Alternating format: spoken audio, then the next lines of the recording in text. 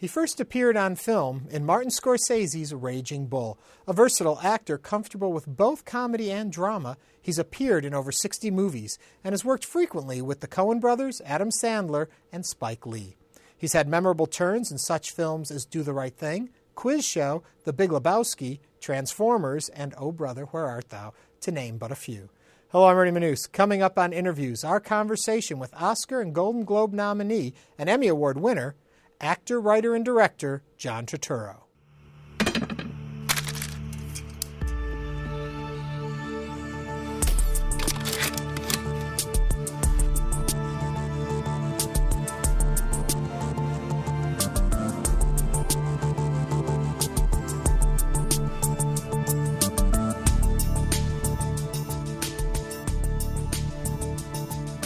What is it that you think about your skill as an actor that affords you the opportunity to work between art films, popular films, musical comedy, all that? Why are you afforded that? Well, you know, I'm a theater-trained actor. I still do theater. I don't usually do long runs, but I usually do quite difficult plays. I still do those, and I think that's a great workout and training ground for an actor.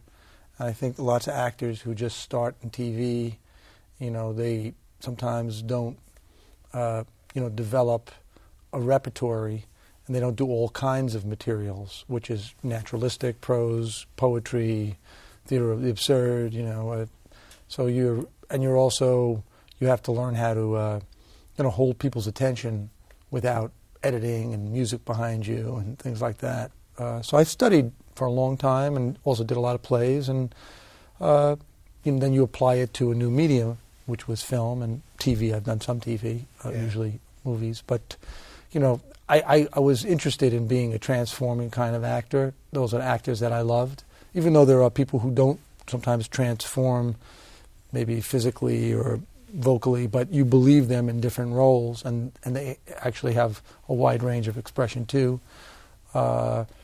But unless maybe you look a certain way, and you're going to always be put in a certain part, you can have a career that way. The more malleable you are, the more flexible you are, the more different things you can do. I've played leads, I've played big supporting roles. I've done, I come in for a cameo, and I've directed, now 4 movies too. Yeah. So, but it all comes from there, from the theater work. Having worked in theater and continuing to work in theater, do you find working in film less rewarding? It depends who you're working with. It depends. Sometimes yes, sometimes no.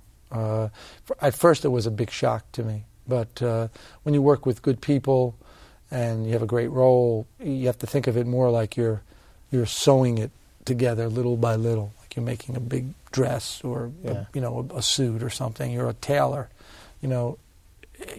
The rehearsal process in a play is longer. So when I have time to prepare for a movie, sometimes I've had years, because people told me we're going to do it, and then it's postponed. One movie I made, The Truce, based on a Primo Levi book, La Tregua, I was involved with it for almost 5 years, and then the year that we shot it. So by then I had read everything the guy had ever written, and lost a ton of weight and all this stuff. But little by little, so if I have the process before, that helps. But, it can be thrilling to capture something on film, too. Yeah. But you have to learn how to, if the director is a good audience, that helps. But also, if you say capture on film, too, I can imagine there's a lot that you do, and you have no idea if that's going to make the final cut. Is this work going one of the reasons I direct is then it's like, this is the way I see it, Sure, I've been chopped to ribbons in many films, and other times everything I did was enhanced by the director. So that's how it goes. But sometimes what you think is the best thing in a film was a film I did that was adapted by a great writer. I won't name the book or the film. And, this guy is a great writer, and we did a scene from it that really was indicative of the whole book, and the director cut it out because didn't understand the book, didn't really like it, and I was really, brokenhearted about it because I thought it was really, brilliant, and I sort of executed this brilliant man's idea of this climactic scene, and she just didn't understand. The director didn't understand, and they cut it. And that's just one example. Is there a disappointment then that comes with being an actor and not having total control? You also don't have the responsibility that you don't have to live with a film for years. You can make a film and say, well, everyone liked me, or I think I did okay, or sometimes maybe not, but the film didn't work at all. To make a good film, a really good film with not a lot of money, it's really hard. Yeah. And I've made a handful of films that I think will, last, will cover the test of time, and then you make a lot of popular films, and sometimes there's something really good about those too, but you'll see if someone watches a film 10 years later and go, wow, that was something. After all the smoke is cleared and whatever, if you do that. I just made a movie, a musical film in Italy called Passione, and it's opened in Italy. It's a musical adventure through Naples, through the music of Naples. And each song is sort of a little screenplay, a little story about this very diverse world that we know a little bit about, but not much. But working with the singers was very interesting because some of them, we recorded some of the songs live, and particularly people from Naples or people who gravitated towards Naples, they're great storytellers, and they're very grounded when they do it. They don't just sing the song, and you feel this kind of explosion that comes right out of the earth, and it can be done very subtly. It can be it can be done in a very bravura type of performance. But I learned a lot just from watching them express themselves musically, and I was in awe of a lot of them. And so just to be around them and to serve them and to let them complete their performance and not have it all cut up with a million cuts, which sometimes all it is diverting because you don't have a really strong content in the middle of it, and when someone conveys something beautifully or with humor or something, you want to see it unfold without, looking in 10 different places. So it's nice to be able to do that, and I hope to bring the film here. We just opened the film festival here with it, and people really, really enjoyed it, and it's doing really well in Europe, and we've just released it. But each thing you do, you learn, is what I'm saying. Yeah. You learn about the next thing you're going to do. And working with these people, I learned a lot. Is it always a fresh start? Have you built a career enough at this point that you can do something and you have some guarantee it's going to move forward? There's no guarantee. When you do a role, you're starting, it's a whole new role, it's a whole new thing. And, when you have a relationship with someone previously, you still have to start. You're always starting anew. You're always starting with a blank page, a new script. You have the experience of being on a set and knowing how to handle yourself and trying to make friends with the crew and knowing, I try to create a nice atmosphere, even if the director doesn't. And as a director, I've directed 4 movies now, I try to do that because I've worked with lots of wonderful directors, and I try to take what I think is good and then put it through my personality. So, true or false, you were an extra in Raging Bull? I have one line, Hey Jake, in Raging Bull. I auditioned for it for about a year, and I'm friends with Robert and Martin, both. And I bring that up because I wonder, with what you were just saying, what you take from that very first experience in that kind of an environment. Oh, Scorsese influenced me, because he made films about a world that I knew something about, and he also was influenced by a lot of films that I've been influenced by too. A lot of great American films, a lot of great European films, a lot of great Italian films, that was a thrill to even meet them. When I was young, I was 20 years old, and and I auditioned for it, and I've worked with both of them since then and know them, and they had a big influence on me, both of them. And I think the world of filmmaking was a little bit purer in the 70s, or they made many more adult films. And when you use the word art films, there was really no such thing as that. When I used to go to the movie theater, I would see, Jaws, but I would also see, Mean Streets and The Last Detail and Seven Beauties and the newest Truffaut or Bergman, an Antonioni film or whatever, and those were considered hip films to see. I mean, you went out on dates. Yeah. If you were in college, and sometimes you didn't understand the film, okay, but sometimes you were, you got something out of it that was, you were exposed to a new culture, a new way of looking at something, and I think they've ghettoized that. We've really commercialized things that everything is Starbucks. I mean, not saying anything bad about Starbucks or McDonald's or whatever. Right. And it's really unfortunate for the younger people that they don't get exposed to such a wide variety of entertainment. A serious film can be very entertaining. It could also be very funny too, right, in a different way. And I make some movies now that you could make 20 movies for the amount of money that they make one movie. So there's something so out of scale about that. And when you lose individuality and specific, you have a story, he has a story, she has a story, you're losing something. And not everything has to be aimed at the lowest common denominator or the youngest audience. Right. When I was 10, I wanted to see movies that I couldn't get into. You know what I mean? Yeah. And I still want to see those movies. So. Those are the movies. So I'm just saying that there's this, it's a very capitalist type of idea, like sell, but sell what? When you sell something that also is stimulating to you in a way that you go, wow, it's expanding. And not to say and it can be a learning experience in a very, sexy, very humorous, moving, whatever way, And I think that's, I kind of hate that whole thing of like, well, now I have to work in the, I have to do something that's like small. The connotation of that is not a good thing in America.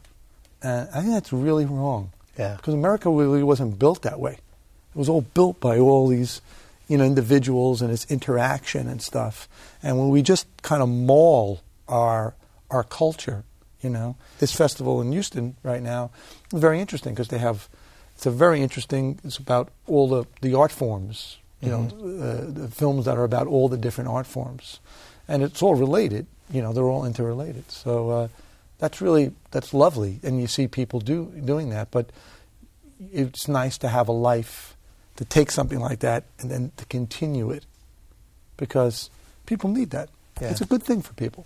I read somewhere that you said, and I'm going to paraphrase it terribly, but sure. I'm sure you'll know what I'm talking about, the wow factor of working in film, that going onto the set, being excited about doing it is something that you want to keep with you. That when I try to keep a little bit of an amateur approach. I try to do that because the love of, the amateur's love of something can be a great thing, and it can be really an enthusiastic thing to be around and invigorating. And, there are people, movies that, it's all about one person, and that's not really an interesting experience. Yeah. This movie I just made, it was in Italy, it was a completely collaborative experience, even though I'm like the leader of it, And I think that's something great about it. Eventually you have to make a decision, and sometimes you have to make it very fast. But, it's a great thing to feel that and not to be kind of jaded. Some people, they get the job, and then when they're doing the job is not so interesting. I realize that, who I work with is just as important as what I'm doing and the environment I work in. And I try to create a good environment. And you talk about even in auditioning, that you try and give the actors something they're walking into. Because I know what it is to go on the other side. And it's I don't like that process. Yeah. I'd rather actually, work with someone and then talk to them, and if I'm interested, maybe have a coffee with them or something like that. It's. I'm curious about that. I heard you say that in something I was watching, and you talk about sitting down, having a coffee, looking at their mannerisms. And I would think that as an actor, you mean? If you're going to direct a film and you're casting, and so you meet and sit with someone. Right. But as an actor, isn't the job of that person to bring something new to that role as opposed to just being themselves on but screen? you also So you're looking at what you, like Ilya Kazan said it. You're looking at the material you're going to be working with, And when you know someone a certain way, what they can do, or whatever, then you can have a shorthand with them. But if you don't, you have to know the material, the personality that you're working with. And it's like a horse. Like you have to, wrangle the horse, you know what I mean? And say, okay, let me lead it this way or that way, or get out of its way and let it run, and not, so you really want to, understand the person. Yeah, then they can use their imagination from that. I mean, I worked with Kate Winslet on Romance and Cigarettes, and we had rehearsals, we did stupid acting exercises with the whole group, but we worked alone too, and we tried all kinds of things. And by the time we got on the set, I mean, she was a great study, and she was like off to the races. And I think, I don't know if you saw the movie, but I think she gave a fantastic performance, and one of the best things I think she's done. Yeah. So, really depends, if you understand each other's sensibility. Does it work the other way as a director? Can you look at a director and know that's the raw material you're going to be working with? I study them, because a lot of directors don't direct me. They will let John do what he wants to do, and you want to be directed somewhat, or at least orchestrated a little bit. Some directors are very nice until it says action, and then you're like, oh my God, this is another person, So, when I can work again with people, there are many people I've worked with which I would have loved to work, and I still would love to work with again, And you don't always get that opportunity because maybe you're not right for something they're doing or whatever. So, but that's very helpful because the first time can be hard. I'm not sure if this is true or false, but I've heard that you are in more Spike Lee films than any other actor. I don't know. Well, I've only played in I would say I really had in 4 of the movies I had real roles. And then I did cameos and a bunch of other things, like He Got Game. I had a nice little cameo. And then sometimes I just did he wants me to do a day or 2. But I basically was Do the Right Thing, Jungle Fever, Mo Better Blues, Clockers. Those I had roles in. Yeah. Especially, I would say, Jungle Fever and Do the Right Thing. Those are my favorite 2 things I've done for Spike. What do you think Spike has that made him hit at the time he hit? Well, he hit at a time when there weren't a lot of black filmmakers. Let's face it. Yeah. He showed it could be commercial. He obviously stirred the pot a lot. And it was all these. But he's a good friend of mine, and I actually think he's a good person. And maybe he was doing that on purpose to get people to see those movies. But those movies were commercial movies. I mean, Jungle Fever, made a lot of money, and now. Things have changed, but he reopened the doors for a lot of young filmmakers. There were some filmmakers. Bill Cosby had made some films. Sidney Poitier. There was a whole, kind of black film thing happening in the 70s. But Spike showed that people could go to watch a film, sometimes black and white or black, subject matter. And now we see, and all these other filmmakers who came after him. So I think he did a big service that way, and I think he's a really good filmmaker, and he has a lot of interest in social issues, which a lot of filmmakers used to have, and less do they have now, and some people are, afraid of that or whatever. I mean, now the business is changing. It's either gigantic films or tiny films. The medium-sized film is not being produced. And that's how I really made my living. I never did big movies, ever, until... So there's a couple now you've made? Yeah, no, I just was... I didn't have to. Yeah. And then, some I made, and I enjoyed because my kids wanted me to do them and stuff like that, and it's fun to do, but it's not where sometimes you could do something really creative, like I did Mr. Deeds, and they let me do something really creative. They let me do exactly what I wanted to do. And I felt like, wow, that was a creative experience for me. And people really loved it, and like Adam. And I have a lot of respect for to do comedy. It's very hard. It's not easy. And so people, do the Transformers films, I think about, well, how about all the parents that are going to see it? Let me try to give them something that they can hang their hat on to, because I can't follow it either, There's too much going on for me. But that's not really where I live. Yeah. And it's not what I why I wanted to be an actor. I wanted to be an actor because there were things that moved me, or made me laugh, gave me belly laughs. And, the stuff I've done with the Coen brothers and stuff, that's some funny stuff in there, and it's some dark stuff. And but they're real, they have their own sensibility, and they're real old-timey craftsmen. Why do you think it works so well, you with them, that relationship? Oh, I think we share some sensibility elements, in our lives. We're all, we get along really well, and I like to try to surprise them because they do everything so well.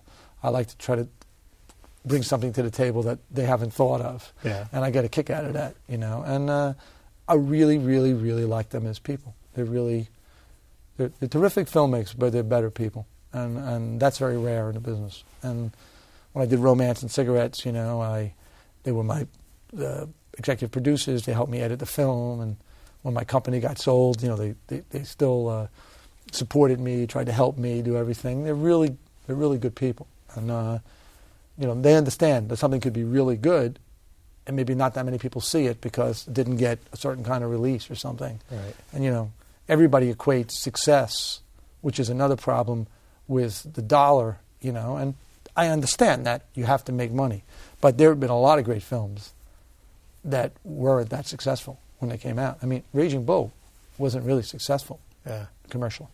It wasn't. It didn't, make a lot of money.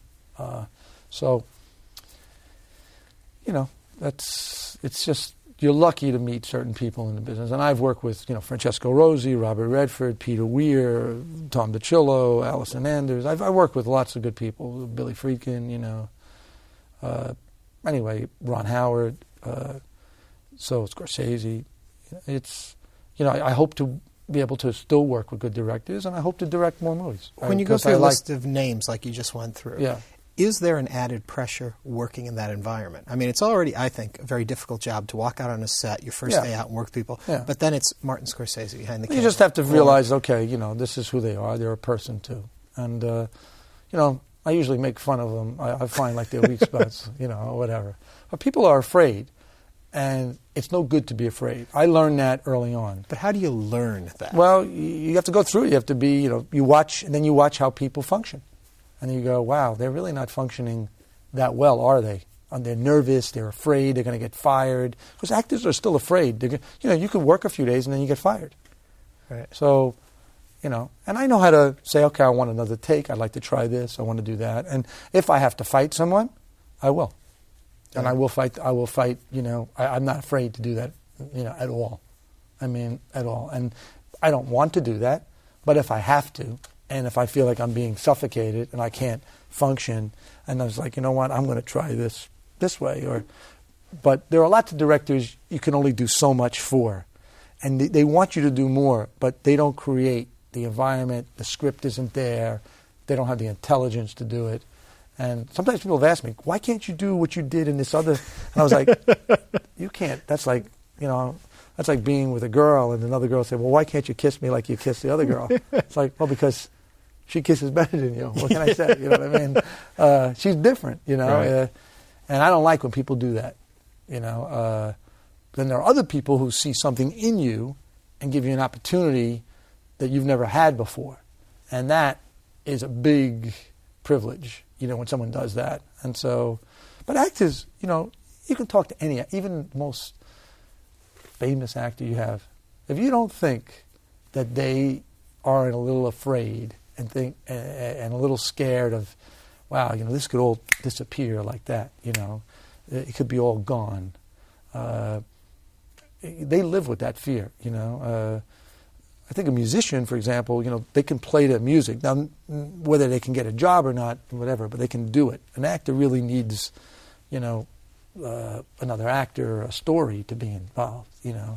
So there's a lot of fear in the business, a lot of neurotic, personalities and egomaniacs and, people who think they're so great. And so, I keep my feet on the ground and I try to be the best person I can be. Sometimes I've played parts like when I did Billy Martin, I was in I was hungry. I I was losing, lost weight, and I was, people were afraid of me on a set, and that was fine. And that was the way it was going to be, because I was playing Billy Martin, and I told everybody this is how it's going to be, So, do you take your characters home with you? No. But during the day, I was like, really focused. We had to shoot a lot. We had to keep rewriting, and I really had to take no prisoner's attitude, and and everyone saw it, and I was, it rubbed off on some of the other people, and I loved doing it, and I felt like wanted to do justice.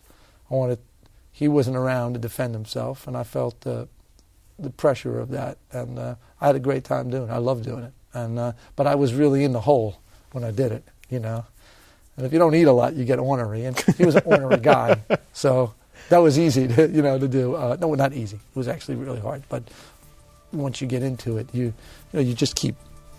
Sometimes it's hard to come out of something if you've done it for 5 months. If you've done a real descent, other times you're just tired.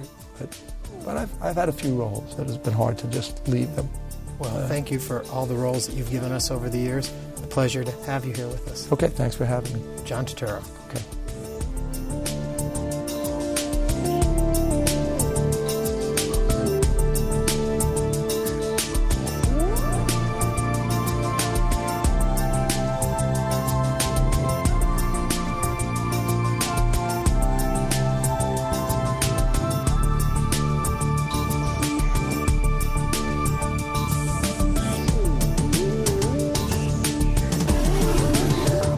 To order a DVD of this or any episode of Interviews, please visit HoustonPBS.org.